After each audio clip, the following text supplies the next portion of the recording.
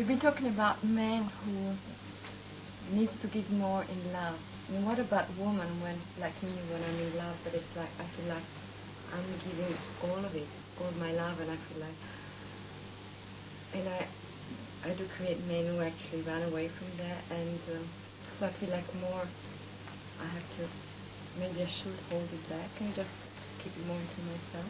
Yes, the lady says, you talk about man giving more in love, but what about woman?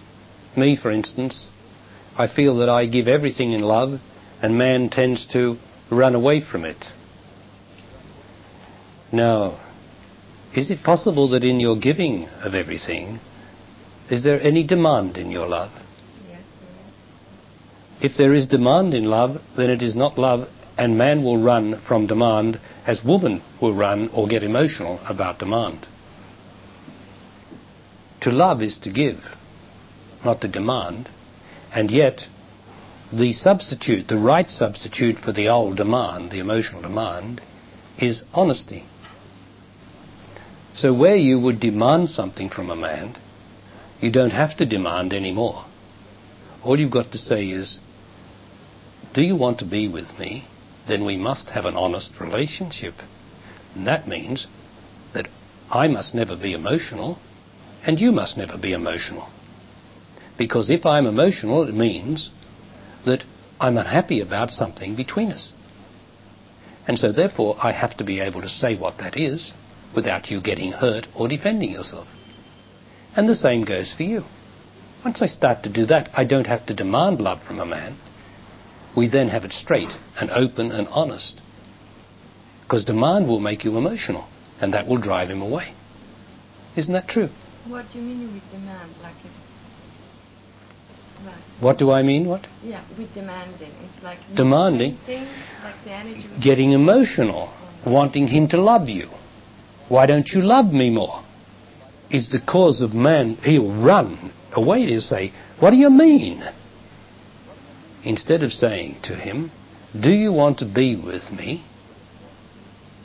You've got to first of all get him to want to be with you, haven't you? Eh? It's a good simple question, isn't it? Because if he says no, then you say, well, great, that's the solution. Go. Because who wants a man who doesn't want to be with you? But the fearing self might avoid that question because it wants to be with him even if he doesn't love you. And that causes more and more emotional and makes you demand love from him, and that pushes him away. So if the man says, yes, I want to be with you, then you have to say, right, well, there's no need for us to be. If I get emotional, then it can only be because there's something between us. And if I can say what it is, then we'll get it straightened out. It's because we don't do that, you see, that we get unhappy. All right, so you've got to have honesty before love. But everybody goes for love before honesty. And a dishonest love is a crucifixion.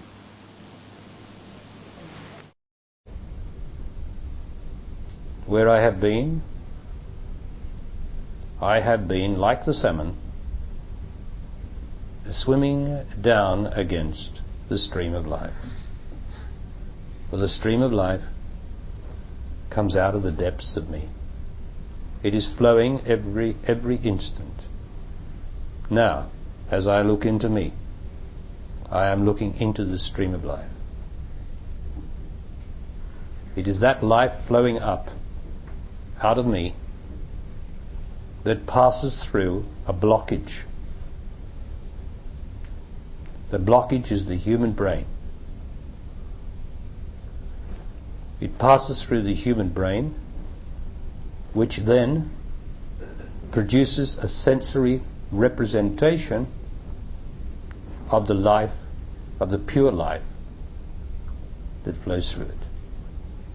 It divides the life up, the power of life.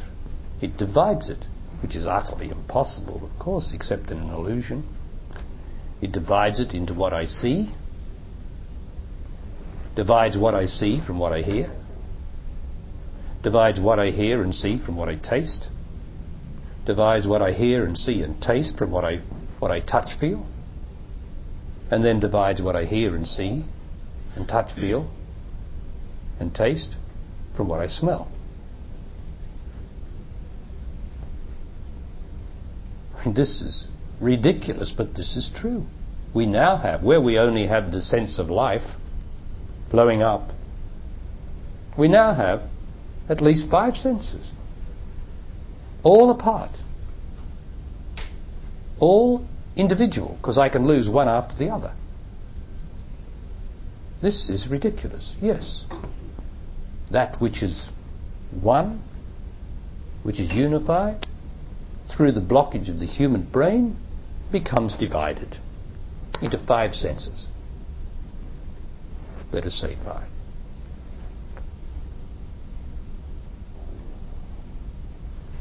My 5 senses then produce the entire universe.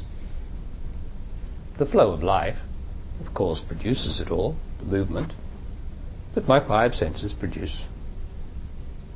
And as soon as I lose my 5 senses, the whole universe disappears. But the flow of life doesn't. For that is called either sleep or death. Death and sleep are not dependent on the 5 senses. That's because, as you can see, I who have been going into me just then in that body, am going into the one sense of life, leaving the 5 senses behind and the mind that goes with them, and with one sense travelling down the stream of life into greater silence and greater stillness. As I say, like the salmon swimming home. Do I not get a sense of coming home? Every one of you here is drawn by this enormous magnet called me.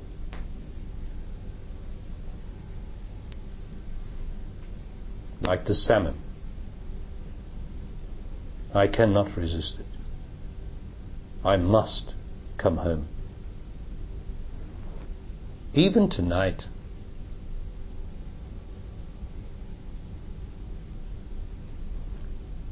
in less than 12 hours, I shall return to me. In less than 12 hours, I will be unable to stay here any longer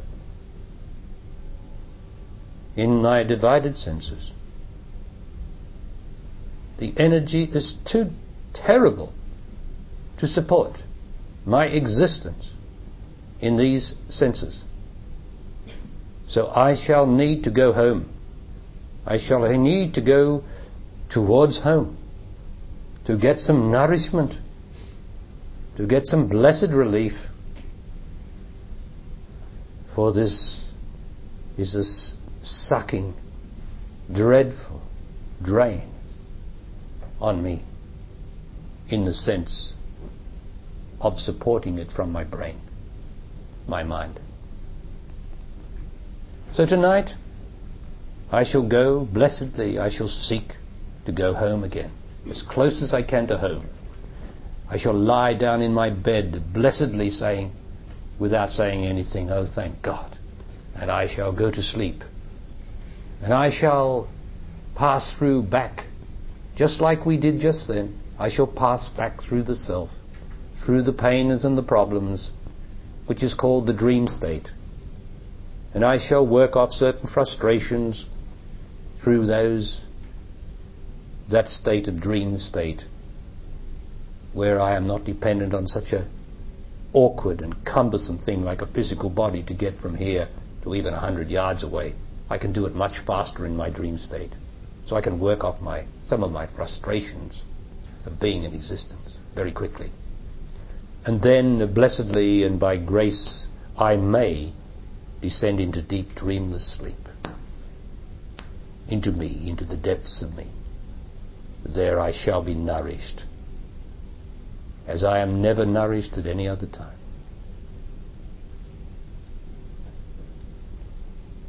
But then, while my blockage is still existent, I will be drawn up into existence by the magnet of existence.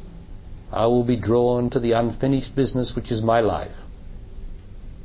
For the magnet of my life, which is unfinished, will pull me up out of the depths of me, into my divided senses, into my circumstantial life. I will then know an enormous drain on my energies. I will be fresh and beautiful when I wake up, perhaps, if I haven't got too much self-burden in me. I'll be fresh and ready for the new day. By the end of the day, I'll be seeking blessed relief again to go into me. But to the degree that I can do this with the speaker, and then do it on my own, I will find a new dimension of energy, vitality, nourishment comes into my life, into my body being. For I shall be nourishing myself in the midst of the burden of coping with this enormous sustenance of existence as myself. And that's what we're doing, isn't it?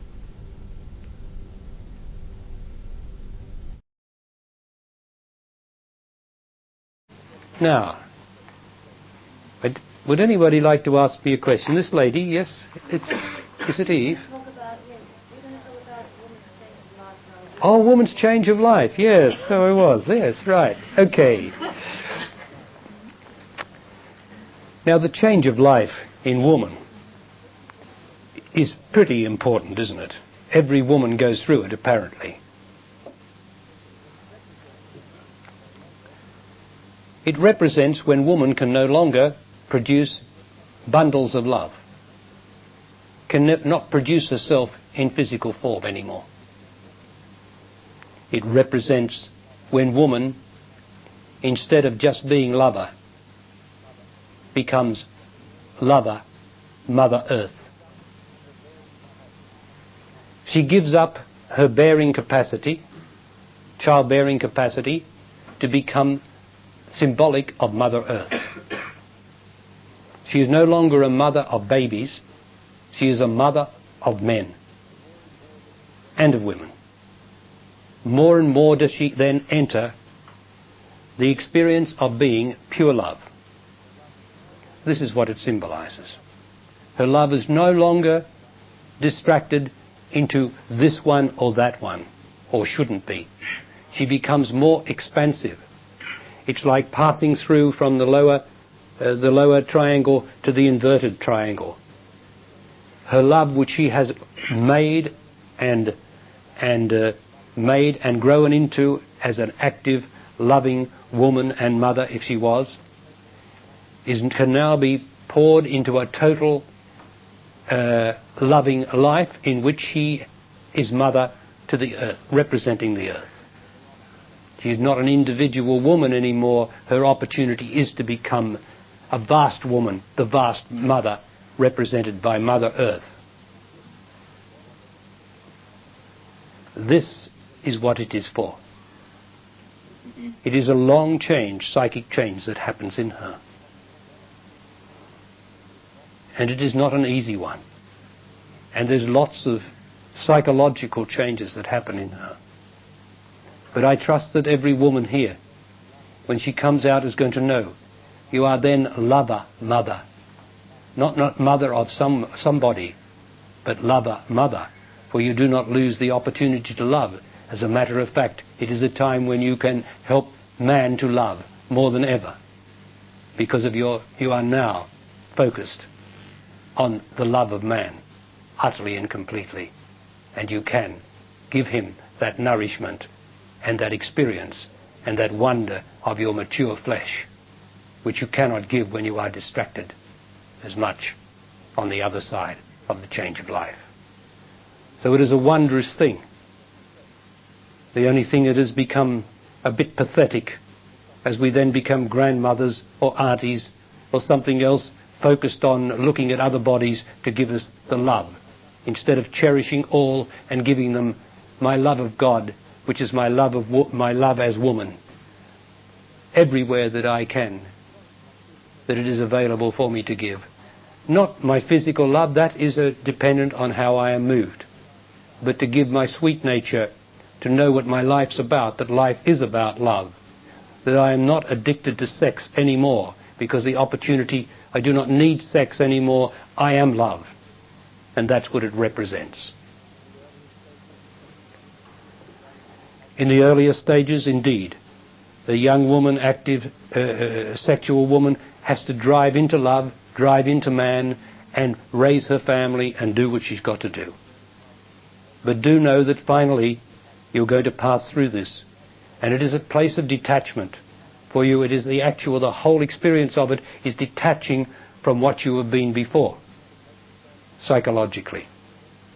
And you can make the transition by growing into this love that is represented, I tell you, by the Mother Earth, that is no longer particular in terms of who it loves, but is open as the love of God, which is the love of woman.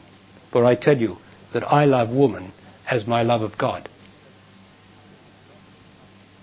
And she is capable not of becoming old and dried up, but she is capable of becoming vaster and bigger due to this change of life, this change of emphasis, this becoming more in the context of the whole than in the context of the particular.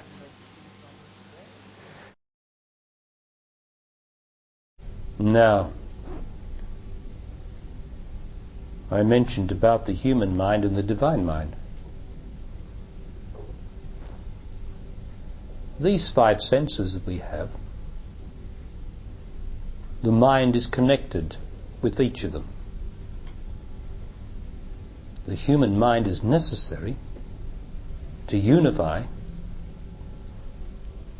to bring them together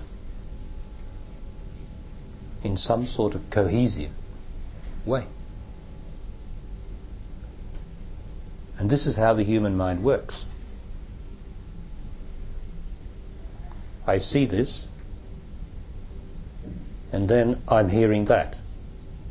And my mind goes from what I see to what I'm hearing, to affirm what I'm seeing, or what I'm hearing to affirm by what I'm seeing. Now, because my hearing and my sight are separated, are a distance, my mind has to travel some distance, so it goes disjointedly between what I see and what I hear. Then I'm also smelling, because I need to smell to affirm what I see or what I hear. So my mind goes and checks what I'm smelling to see that that is consonant with the rest of what I've seen so far and heard so far. So it goes to what I'm smelling. And then there is a touch feeling. And so my mind then relates to my touch feeling, which concerns whether I'm hot or cold, for instance, or whether I'm touching something. And my mind then goes choo, choo, choo, choo, choo, 4 times so far. And then to my taste, or to my sense of hunger, or to my sense of balance. My mind is checking every moment if my sense of balance is all right, because that's another sense that we hadn't thought about, isn't it? And then there's the sense of walking, and my mind is checking all the time that the sense of walking is okay, because if I falter, it goes like this. So the mind is disjointedly checking not just 5 senses, but perhaps 8 or 9 or even 10. But it can't do it all at once. It has to fast. You know how fast the mind is? As fast as it is, it still has to cover the distance between what is seen and what is heard, and all the other senses. And so it is a disjointed sort of a pattern, and that absorbs enormous energy very, very tiring. But that's the awareness, the mental awareness that we are. When I go into the consciousness, like I have been doing in that body listening to the speaker, a totally different dimension occurs. I don't have to disjointedly relate to all these senses. I relax into the sense of senses. A wondrous new place where I give up this enormous use of energy. And I start to discover, this is lovely. But then the mind says, I can't believe it. No, you can't do that. You can't believe it. What about the life? And it's out here. You can't do that. Look, you're escaping. You're running from it all. And see, the mind's busy. It can't let you do that because you're going to give up the mind. So I go into me deeper and deeper. And the deeper I go into the mind, into me, the more panic-stricken becomes my mind. It says, what about me? And I say, you're not me, you're myself. Well, it says, I don't care, I am myself, yes. What's happening to myself? To me, no, you're not me, you're myself. Yeah, well, I don't care what you call me, but what about me? Doesn't it do this? Please don't let go of me. Please, please. Don't leave me, please. Isn't this the truth? And then it throws up images to pull you back, to pull the attention back. Anything it will try. Anything. So that my attention will come out of me and come back into this troublesome self, this troublesome human mind, which never stops moving. You try it. Why is it that I don't leave you very long when we go into me?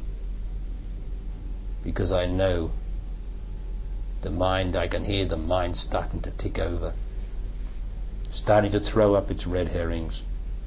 So I come in. And while I'm talking like now, you can be focused on me.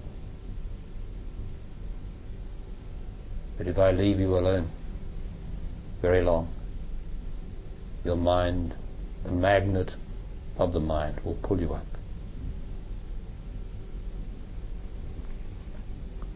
But just by doing what you're doing and listening and being with me, you are doing it. You are going deeper every second.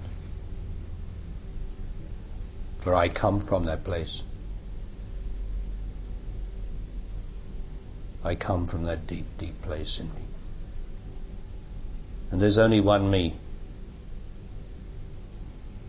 There's not 5,000 million me's, like there's 5,000 million bodies on this earth. There is only one me. And if it was said, how is this possible? It is possible like this. That if there are 10,000 puddles by the sea,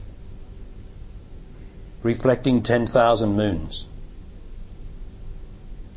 on a moonlit night, I ask you, how many moons are there in the heavens? Only one. 10,000 puddles. Only one me. The mind, of course, cannot believe this. The mind cannot realize this. It is utterly impossible for the human mind to realize this, because it is always moving, always relating, always trying to analyze, trying to explain, trying to rationalize. You can't rationalize me. I can only be me. Now,